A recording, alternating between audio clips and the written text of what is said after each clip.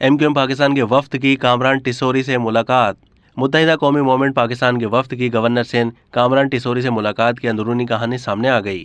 आज गवर्नर सिंध से MQM के कन्वीनर खालिद मकबूल सिद्दीकी की सरबराही में वफ्द की मुलाकात हुई थी। मुलाकात के दौरान सिंध की तरक्की में वफाक के ताउन और अहमियत के हामिल दीगर उमूर पर भी तबादला ख्याल किया गया। मुलाकात में MQM ने पीपल्स पार्टी की जानिब से मुआहदे पर अमल दरामद न होने पर एक बार फिर शिकायत कर दी।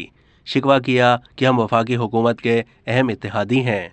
पीपल्स पार्टी मुआहदे के मुताबिक आर्टिकल 140A पर अमल दरामद नहीं कर रही। बल्दियाती हल्का बंदियां दुरुस्त करने का अमल भी तातुल का शिकार है। MQM वफ्द ने गवर्नर सिंह से मुतालबा करते हुए कहा कि आप MQM के तहफ़्फ़ुज़ात वफाक तक पहुँचाएँ। मुलाकात के दौरान कामरान टिसोरी ने MQM पाकिस्तान के वफ्द के तहफ़्फ़ुज़ात पीपल्स पार्टी वफाक तक पहुँचाने की यकीन दहानी करवाई है। गवर्नर सिंध कामरान टिसोरी का मुलाकात के दौरान कहना था कि सिंध की तरक्की के लिए सबको मिलकर काम करने की ज़रूरत है।